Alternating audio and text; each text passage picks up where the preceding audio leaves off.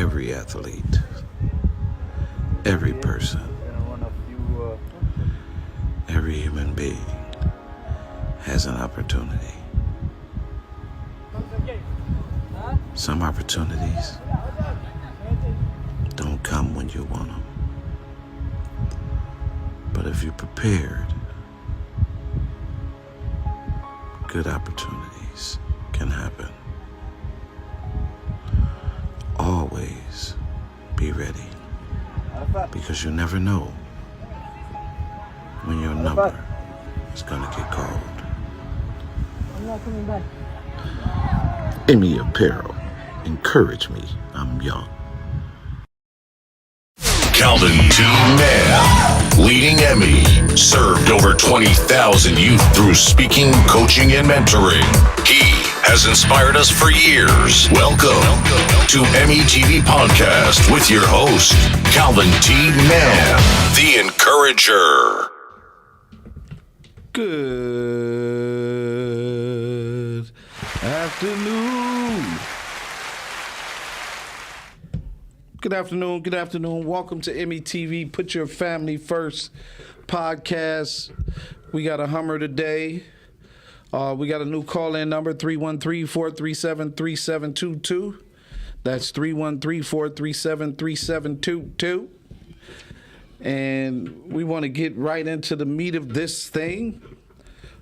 Today, hello, Heather. Hello there. Yes.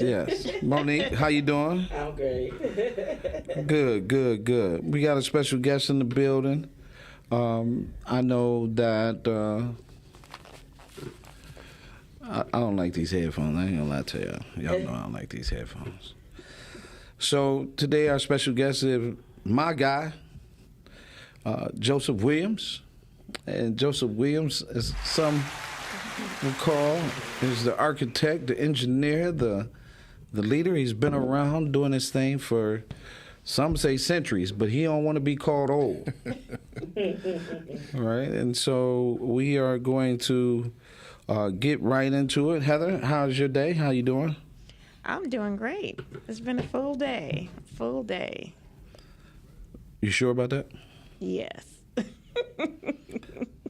I am absolute about that. It has been a full day today. It's been good news though. Oh yeah, it's been good news. I didn't say it wasn't good news. Yeah, It's been good news all day. It's been good news. That's how it go. That's how it goes around here. And I guess I had a little bit of news from the program with the kids today. Woo!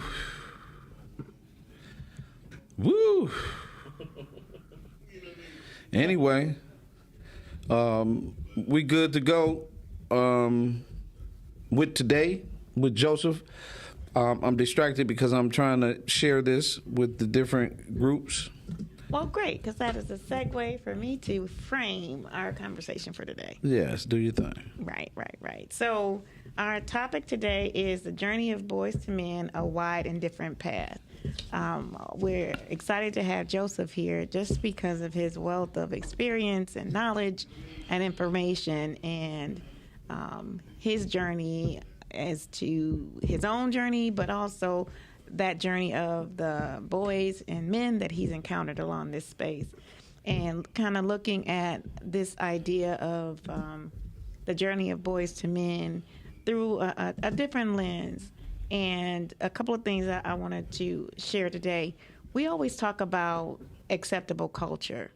And so when we frame acceptable culture, we're talking about what we have become accustomed to, starting in our households, what has become acceptable, what is the norm, and how that spills out into your relationships, into your community, and into a model of how we see one another, how we share our values, and then how we grow our community and to see the image that we are today. And if we want to shift that, we need to shift what we consider our acceptable culture, then looking at our values in a new lens, looking at our village in a new way, and looking at how we communicate, address, treat each other. And so we are the ones that control what our acceptable culture is. There's a choice every day, every moment, to choose to do something different and to choose to be someone different and to choose to respond differently than you may have or may not have in the past. So every day we have an opportunity, every moment, every circumstance, we have an opportunity to reset. And I think that's an important a space in our minds to recognize. We can choose to reset. And I'm looking forward to this conversation today and learning more about Joseph. Every time he speaks, he's dropping something that's even more profound than the last time. So I'm definitely looking forward to that. I wanted to just share a little bit of some research that I did today that I think that might be important to know. I look at this journey from the mother's perspective, a grandmother now, a wife perspective, and sometimes how we see our lens as mothers and as women. So I just wanted to just share a few nuggets that I thought was really interesting that I think we need to know. And so this resource is from Harvard Health, and this is one of their studies, an article on testosterone and how it affects your health. So I just want to pull out a couple of points, and we can get into our conversation with Joseph today. So one of the things that I think is significant is testosterone is a key player in prostate cancer, that it actually travels from one organ to another throughout the body, and it travels through your bloodstream, and it also helps to, it's also called the sex hormone. So that was one of the things I wanted to talk about. The other thing I want to talk about is looking at it through our boys, that boys with too little testosterone may not experience normal masculine development.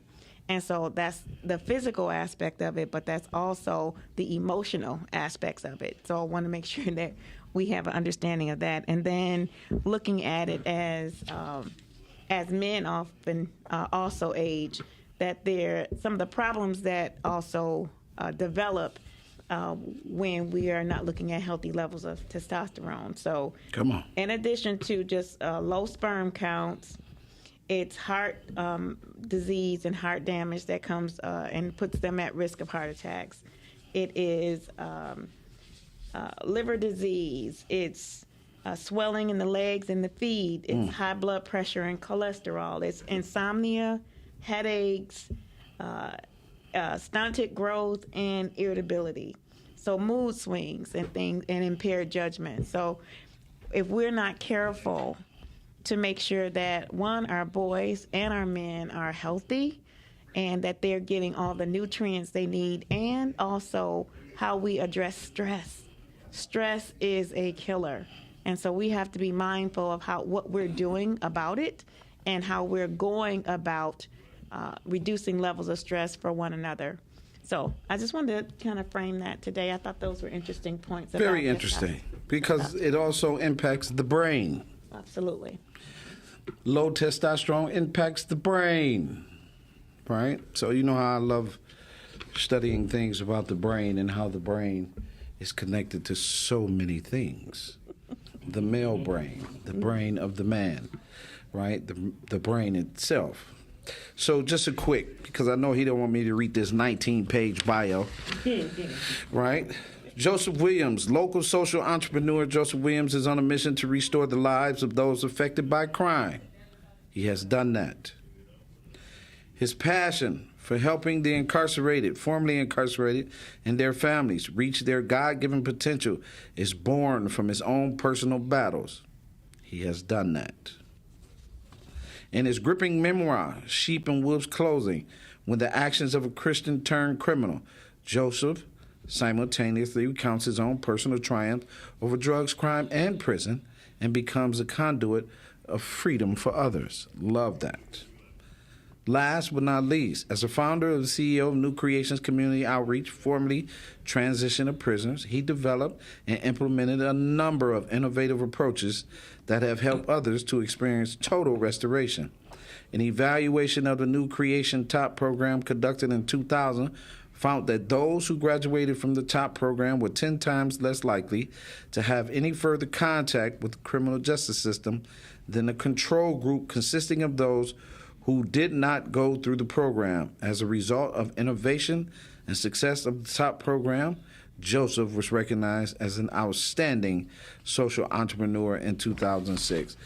Please welcome Joseph Williams.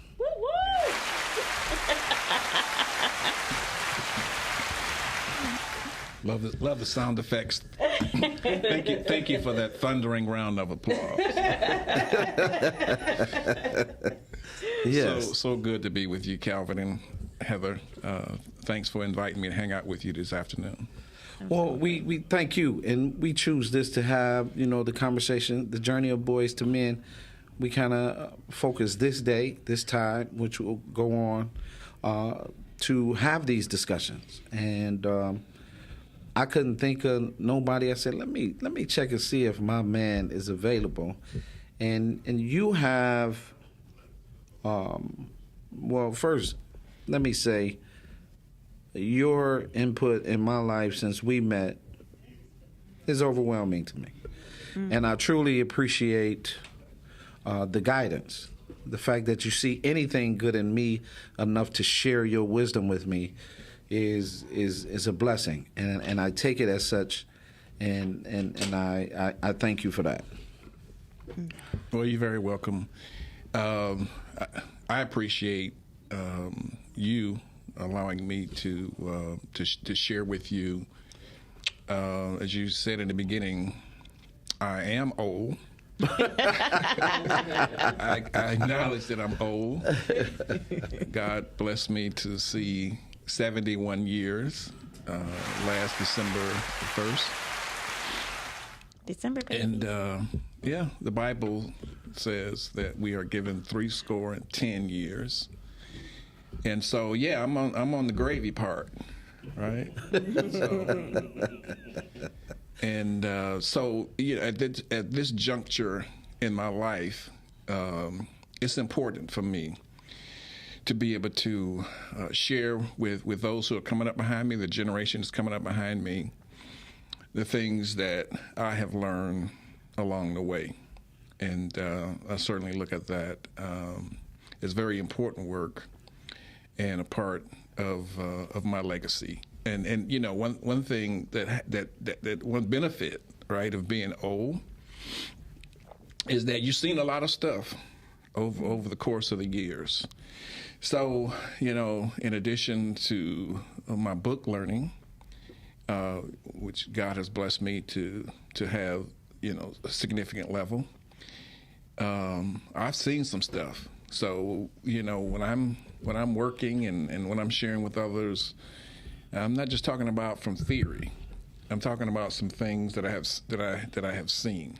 And I always tell you that things go in cycles. So I've seen some things come around, and I've seen some things go around. And so I think the younger generation has to be able to benefit from that knowledge and not necessarily keep making the same mistakes. Yeah. Awesome. That's true. That's true. It is our job. So thank you for that. And we won't get right into this. I'm going to question one, unless there are any objections in the room. All right. No, I'm looking forward to this.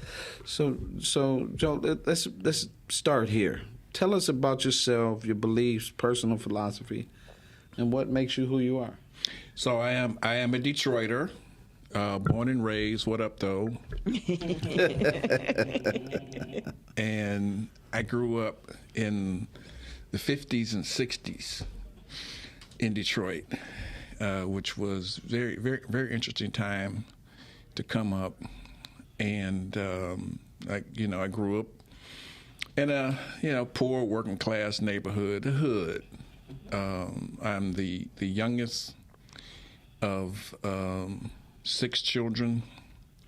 Had 4 brothers older than me, and so my older brothers were basically gangsters, you had several families in our neighborhood over by Joe Road and Dexter that had gone out into the streets and were making their living from the underground economy. And so, there's a saying: all my heroes were cowboys, all my heroes were gangsters. And that's who I knew. That's who I admired. That's who I looked up to. So even though I was very bright in school, and like school, like learning, but because of my admiration of my brothers and their friends, the other guys in the neighborhood, I did end up eventually embracing that life. And so my brothers, I had, by the time I was 15 years old, I had two brothers who were in prison at the same time.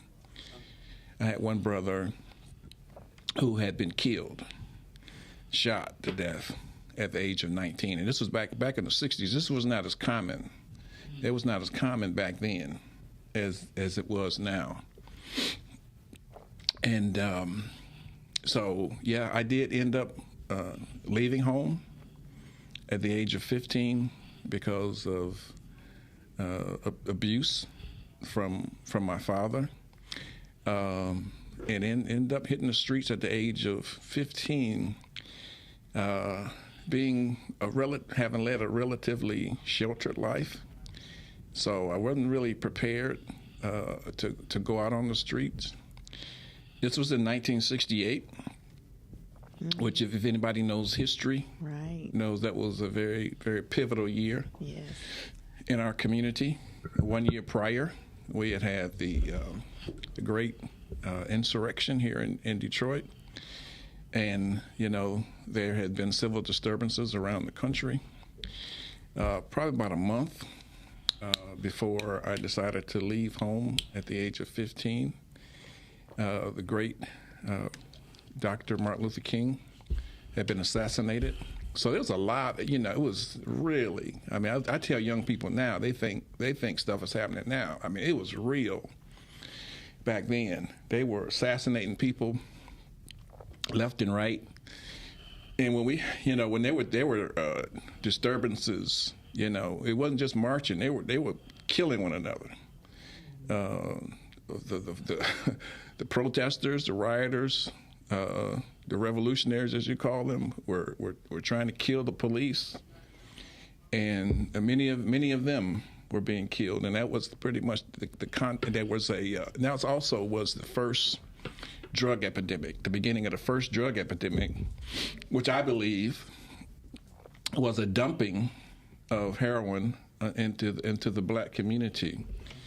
All right, because black people were becoming self-aware, were becoming educated, and the powers that be didn't want that. And there's there's a whole conversation out there about the FBI being involved in dumping drugs, and so a lot of people's memory doesn't go back that far. A lot of folk, when they talk about the drug epidemic, they start with crack, but there was a whole epidemic before that, that really changed the black community.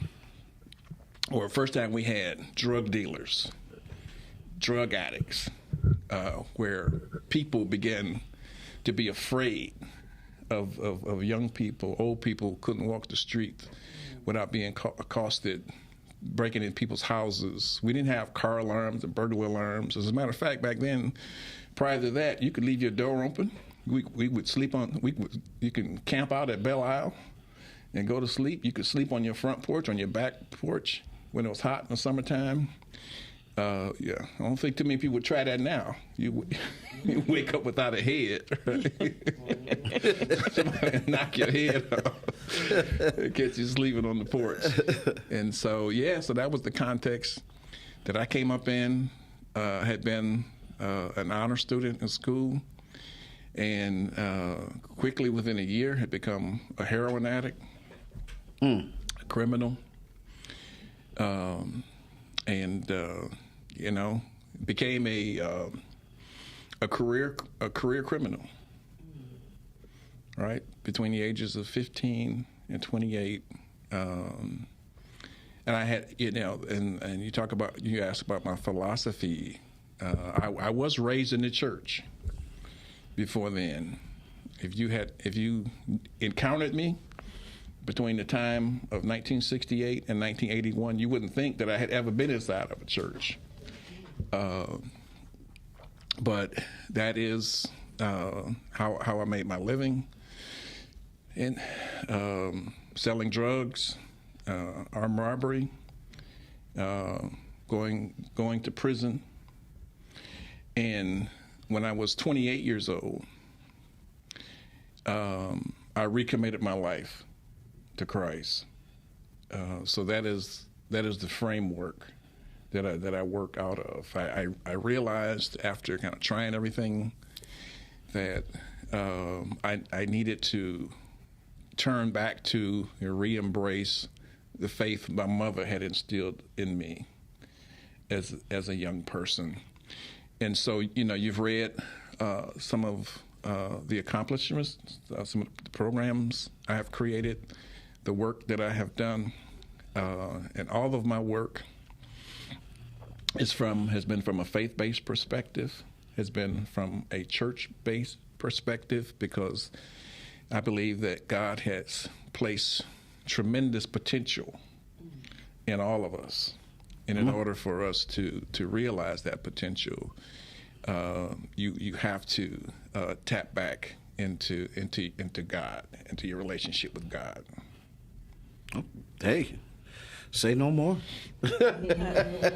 That's it. Like you say, you have to tap in. And that's a real antidote to a lot of problems.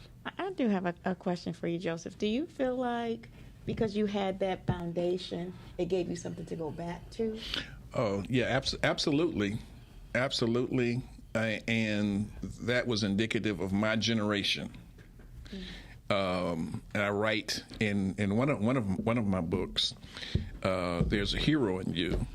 I try to kind of, and in both of my, and also in Sheep and Wolves Clothing, I try to give a little history lesson of the black community, because the church was the foundation of the black community back then. So most of the gangsters that I hung out with had been in the church at some time, so they did have some kind of frame of reference. And many of them made their way back to God and made their way back to the church. As a matter of fact, I don't know if any of the folk that I ran with as a young person are still alive. Most of them have been gone for a long time. And the only ones I know that did make it out and did make it back to some wholeness, it was because of their spiritual roots and them going back to their spiritual roots. One of the problems now is you have several generations who don't have those roots, who don't have that foundation. And so it's a much more difficult work for us. And a lot of times, Calvin, and you work with young boys. I'll have mothers come to me, and my son was arrested. My son went to court. My son was given a lengthy sentence in prison. Well, it's too late then, right? Yes, sir. You can't reverse that. You have some lawyer who'll take your money for an appeal, but that very rarely works. And one question I often ask them is, did you take your children to church when they were young? Wow. No, I didn't. And I never had one say, yeah, wow, that he went to church as a youngster. And so, you're starting with these young men now, and you're starting pretty much from square one. And I think, you mentioned in your opening remarks something about brain science, all right? And you mentioned the brain of a man and the brain of a boy, Calvin. And the brain science is that a male's brain is not fully formed until what, 24 years old? They say it's supposed to be everybody's. Okay. The frontal cortex lobe. Okay. Yeah, it's supposed to be everybody's. Right. So when you're working with these young men, and you know, crime is a young person's game. We used to say it's a young man's game, but you got some women who are in the game Right. who are not. You know, they're committing crimes. You know, they're just not with their boyfriends and stuff. But it's still, for the most part, when you look at it statistically, and I am an applied sociologist, so I always look at the data. Statistically, it's a young man's game. And young men now, who, like I say, for several generations, you know, they don't have any spiritual foundation. Their parents didn't have any spiritual foundation. So they don't have it. Yeah. Well, they don't have, and the thing that, in that same context, we find that that's not a conversation when you have two healthy parents. The frontal cortex lobe doesn't even come into play. We don't even hear it when you have two healthy parents because they're focused on education. They're focused on, like you said, they're focused on a routine church education. It locks in the process. Although you still have growth to go, when those two come together and responsibly healthy, the outcomes is different. But I agree that the brain is where a lot of action is happening. Yeah, and you know, so that's another aspect, right, of going back to the '60s, where you had 75%, 80% of the black homes were two-parent, and I believe it was because of the interference of the federal government. Again, you know, one of those traps. You know, I believe that it's in the interest of the powers that be, right, to keep us as an underclass. Right. Yeah. And so I believe that it was intentional on the part of the government. No question. Breaking up the black family. No question. I don't, you know. That set us up for all kinds of stuff. Right? It opened the door. Remove that foundation. You remove the church. You remove everything. You remove the family. Yeah. As soon as you devalue, now here comes some more stuff. As soon as the no fault divorce, then right behind that feminist movement. So the destruction was discovered in the 50s, but yes, it's no question. It's no question. It's in the paperwork. Like you say, it's in the data, it's in the information. It's in the data, and you know, you mentioned the program that I created in my intro.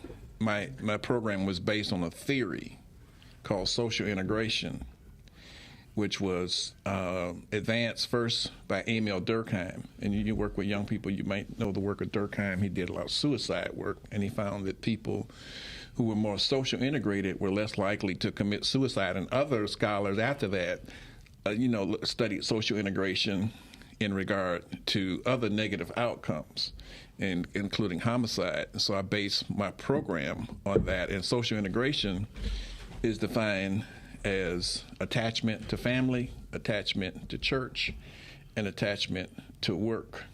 And we found through our program, we prove that the higher level of social integration, the lower level of prison recidivism, right?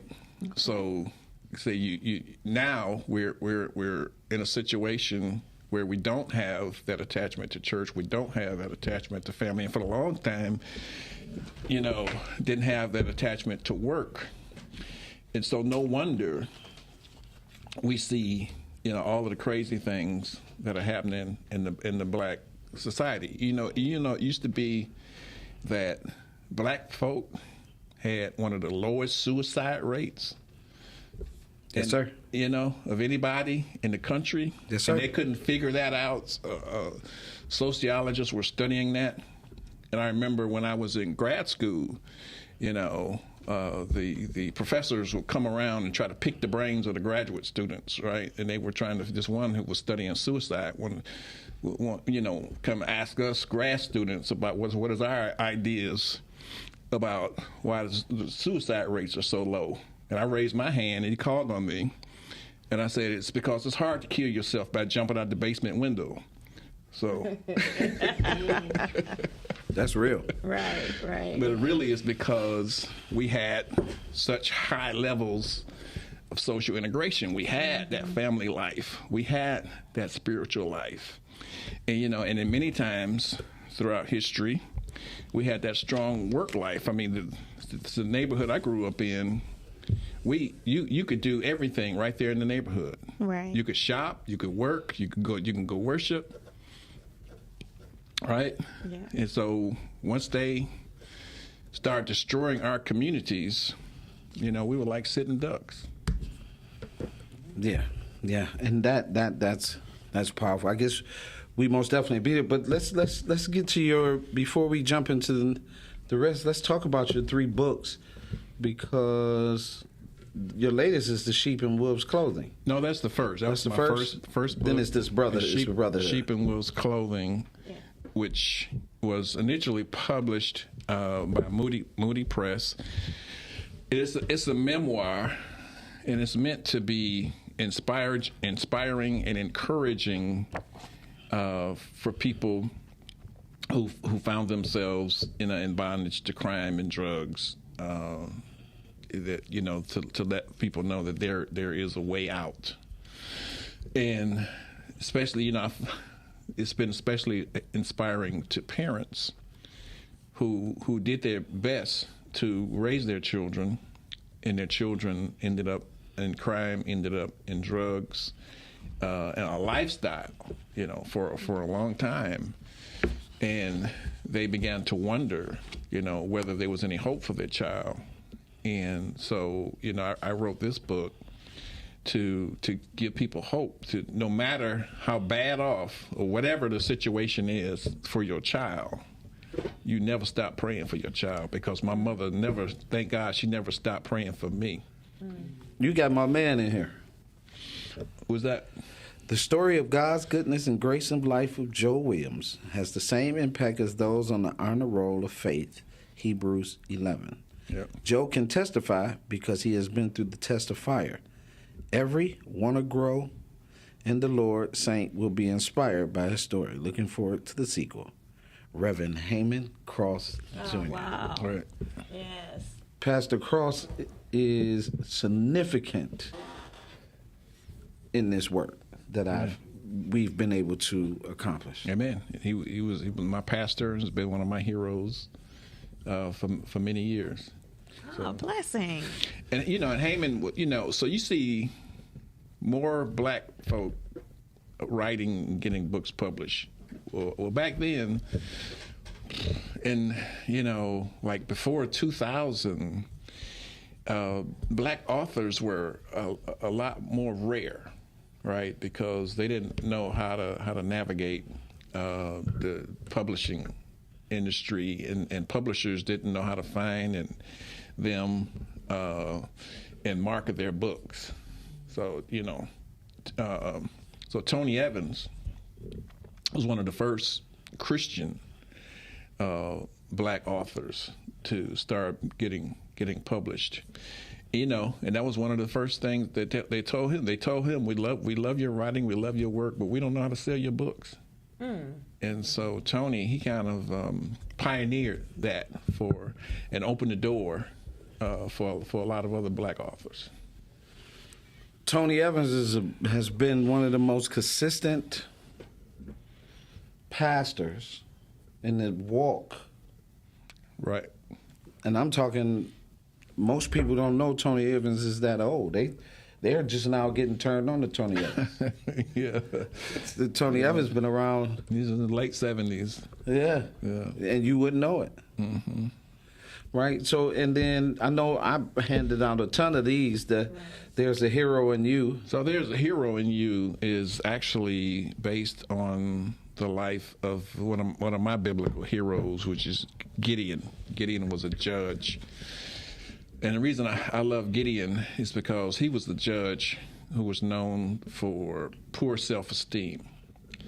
And that was definitely my issue as a young person that set me up for drugs and crime and a life of misery, was having a poor self-esteem, because, in addition to physical abuse, I suffered, mental and psychological abuse. from my father, who, he was dealing with his own trauma, right? Coming up from the Jim Crow South and all that, and being fatherless, right? And so that was how he acted out his trauma. And so that caused me to have tremendous self-esteem issues, right? And it was, and the thing that really turned it around for me was that when I rededicated my life to Christ, and I read Genesis, and it said that I was made in the image of God, and God had breathed His essence in me. Like, wow! I mean, Right. That was like, if you really understand that, I mean, that's revolutionary. And you understand you're not junk, you're not all those things that I've been called a dope fiend, I've been called a convict, I've been called a thug, all those kind of things. But right there in Genesis, God says, no, you're my creation. And so it was Gideon. He had this horrible self-esteem, and God took him through a very patient process of building up his self-esteem. If you read the book, his account in Judges, and because God finally got him to see that he wasn't the coward that he thought he was, that he was a mighty warrior, he was able to deliver his people. And I think that is the problem. I don't think there's not a black person, especially a black man, who don't have some kind of self-esteem issues, or who haven't had them to overcome. Because our self-image, right, has been so under assault. And I think nowadays, in this generation, our self-esteem is more under assault than it ever has been in history. And I wouldn't argue with you. I wouldn't debate you, and I wouldn't question it, because I have to agree with you. Yeah. So you got all these young men referring themselves in the most derogatory ways, and being tough is you gotta kill a nigga. I mean, like, you killing your people who look like you. Mm-hmm. You so tough. You ain't out there trying to kill other folk. You killing yourself, basically. And women referring to themselves. I mean, growing up, the words that women use to refer to themselves now, it would be a fight, right? If you call them that B word. Right, yeah. It'd be a fight up and down the street, and now that's how they refer to themselves. Proverbs 3:17. If you take something negative and make it positive, it'll never leave your house. Mm-hmm. It'll never leave your house. What you just said is so important to just understand that, right? Because I'm having a conversation today with my mentees at the school, and I was sharing with the young man that you will get so close to so much pain because you don't have these fundamental things. It's like you said, the fatherless piece. And I always bring it back to the father, because the father is the seed carrier. The seed carrier produces the child, right? But as I was explaining to him, I was sharing, it's so easy for me to kill someone that looked like me because I was denied access to myself. Right. So when you deny access to who you are, right, when somebody comes along, it should be a revolutionary mentoring thing happening.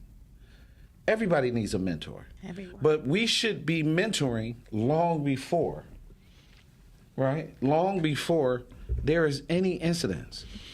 And my daughter, when she graduated from high school, she wrote this thing, should parents have license to parent? Well, come to find out, back in the day, that was one of the things you had to go through to be a parent. Because didn't your parents have a license? Was it your dad or somebody had a certificate about? Oh, he took parenting classes, yeah. So Joseph, that's reminders great on the books. Can I share one more thing about? Yeah, it's your show. You know, your focus is so much on the fathering and the father-son relationship, and I shared with you what my relationship was with my father, and a lot of young guys, might have beef, and it might be legit, right, with their dad, but I found out I cannot be whole until I forgive my father. Come on. And I forgave him, right? The Spirit of God led me to forgive my father and to strengthen my relationship with him. So I had a relationship. I rededicated my life to Christ in 1981. In August 1982, my father passed away. So I had an opportunity to kind of tighten up that relationship with my father before he passed away. My brothers and sisters didn't do that, and they never were able to get wholeness in their life. So you don't do it for him. You got to do it for you. You do it for yourself. Yeah, because it clears the pathway, right? If you hold on to unforgiveness, it's disruptive. It'll kill you. It'll kill you. Yeah. So it's your path.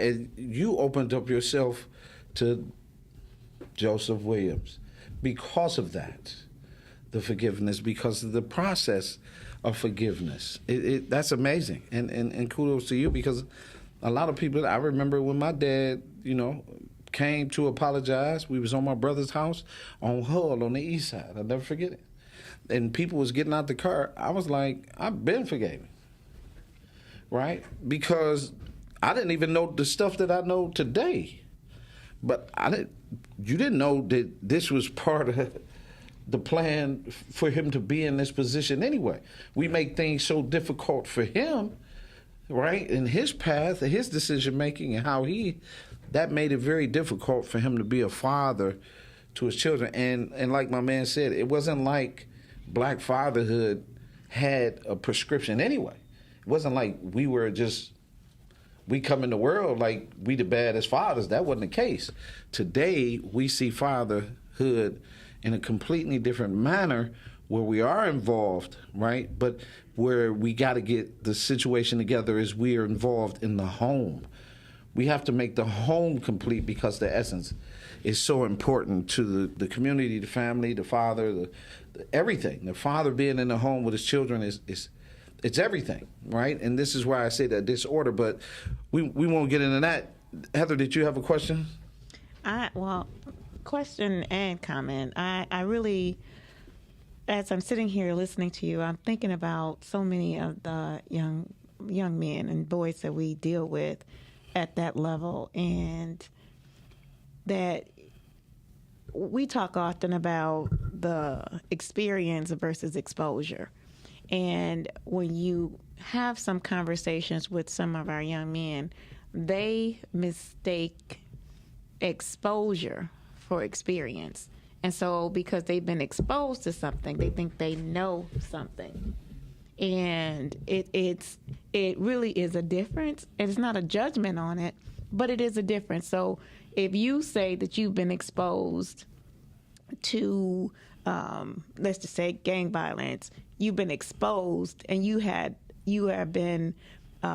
had experience, not just exposure. Their experience is playing it in a video game, or seeing it in a music video, or resonating with some performer that puts on this facade about being a gangster, as opposed to having had brothers and having been in that culture. And and the difference between it being glamorized and it being experienced. So they're like, well, that's not the version I know. Like, it's in your story and in your journey. I'm so glad that you committed your experience to writing. We were having that conversation too. Those are the epistles for today. Those are the legacy that live on. Those are the words that teach and guide and direct, especially when it's coming from your own experience, which is what the Bible gave us some of that inspired word, that inspired journey, like you talked about Gideon and others. So I want to thank you. I want to thank you for making that tool available. But I also want to ask you, what do you suggest are ways to get the information that we're talking experience versus exposure, and to help our young boys, our young men, really, like, how do you penetrate that difference? Like, you think you're cool because you identify with this particular entertainer.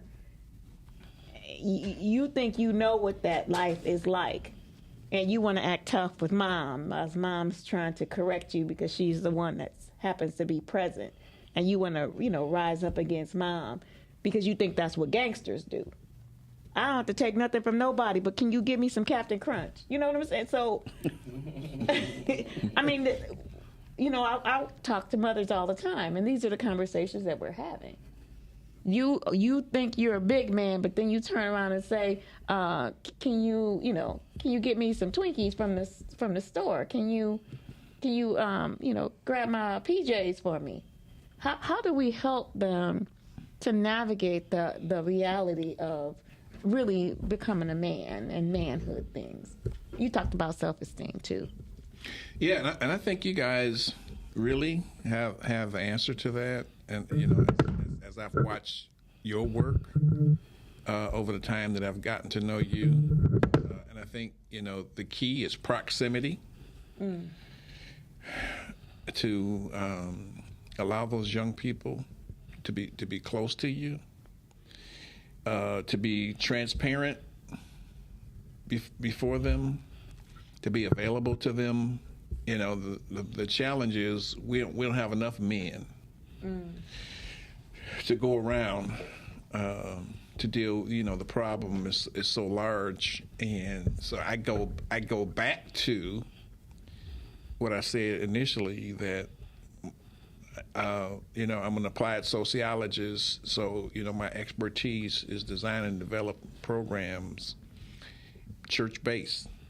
Right? I think and I know a lot is put on the church, black church. So, well, the black church ain't doing this. Well, they can't do everything, but I saw and I still see, as I'm currently involved in this work, is equipping the church to do it.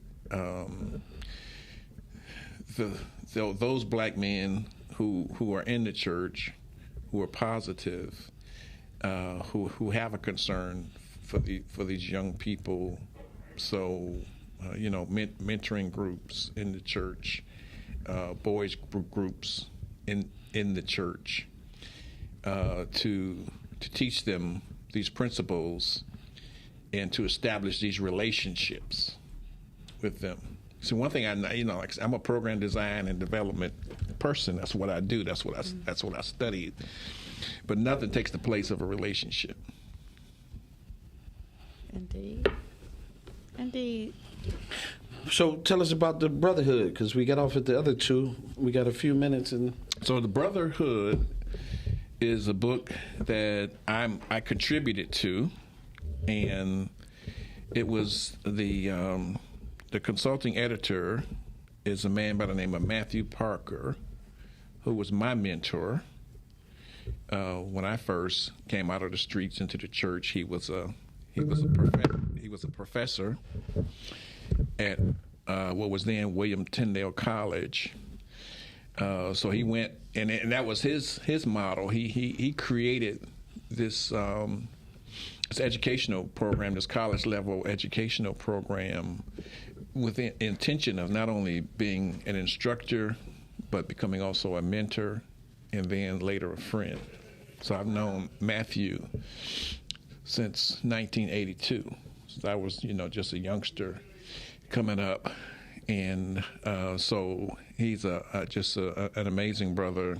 Has shared his life and poured into a lot of men and women.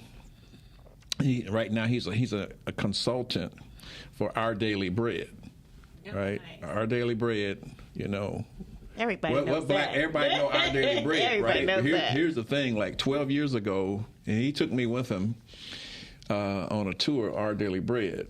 And so it was the DeHaan brothers, who was the grandsons of the guy who started Our Daily Bread. And they gave us this tour. We went to Grand Rapids. And we finished the tour, and me and Matt, we looked at one another. We said, "There's no black people work here." He said, "Like, really? I mean, Our Daily Bread, black people loved Our Daily Bread more than anything." Mm-hmm. So Matt brought that to their attention in a loving and constructive way. And so they ended up hiring him as a consultant.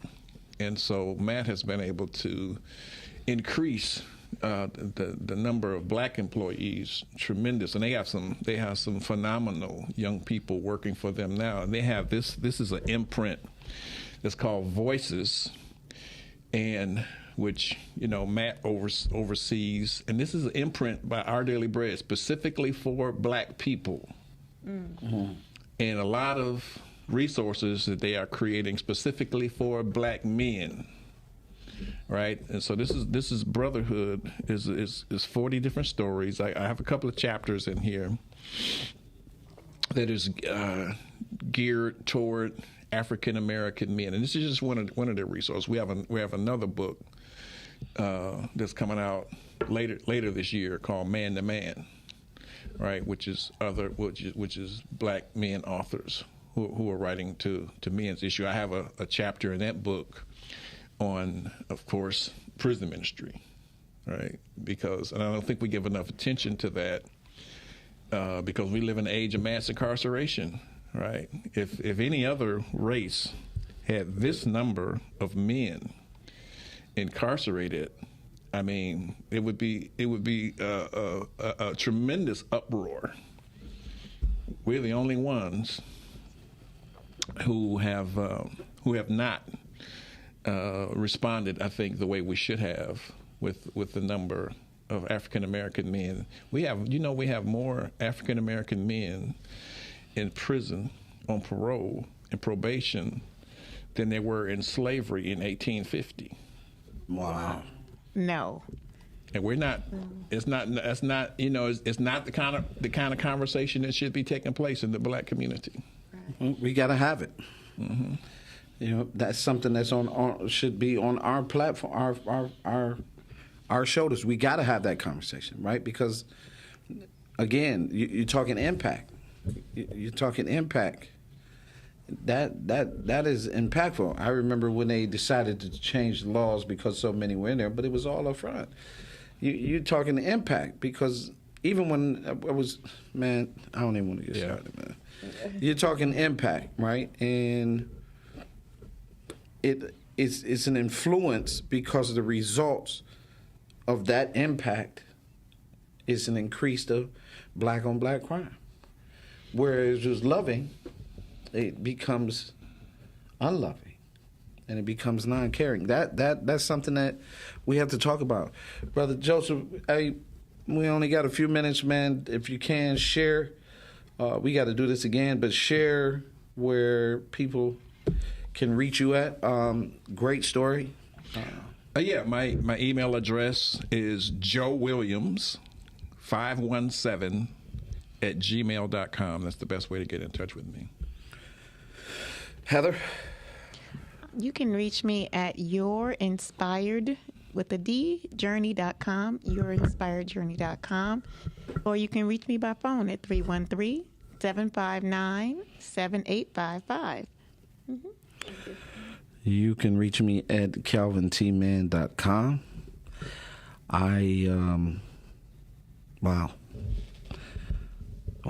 It's to learn something new is always refreshing. It's important, it's impactful, it's helpful. Today I've learned a number of things.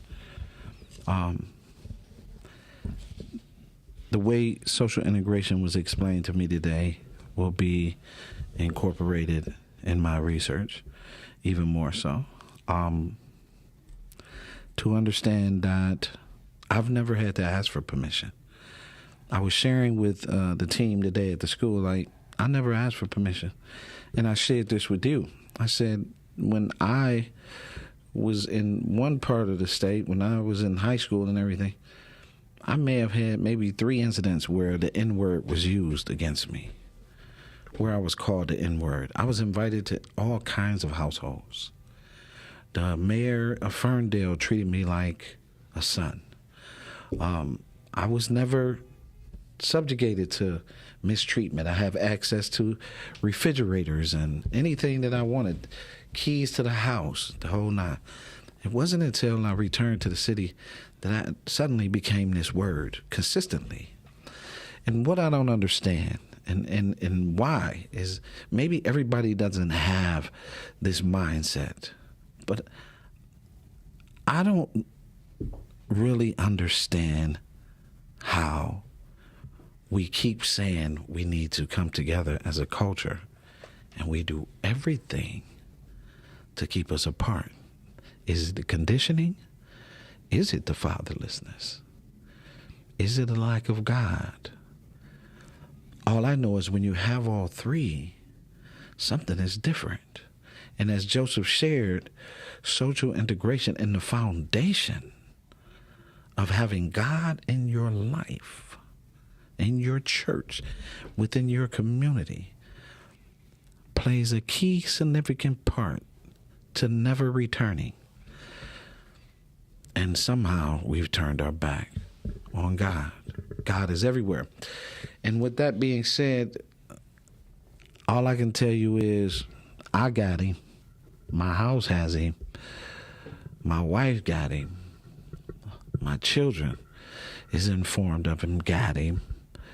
And for that, Joseph brought more peace to my life in this interview, because many parents worry about theirs.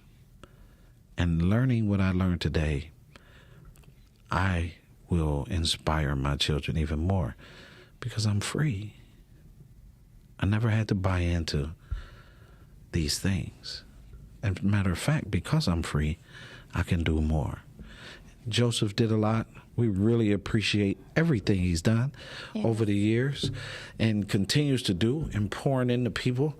And this was an amazing opportunity to really listen and learn some new things. I'm inspired. Joseph, thank you. Heather, thank you. Monique, thank you. I so appreciate you guys. I'm grateful to be here. And with that being said, my name is Calvin T. Mann, son of Reverend Columbus and Ollie Bell Mann. My parents wrote the gospel song associated with the gospel song of Oh Happy Day. My grandfather, my great-grandfather built a church. My great-grandfather was the first pastor on television. I am anointed to do this work. And with that being said, God bless you and encourage me. I'm young.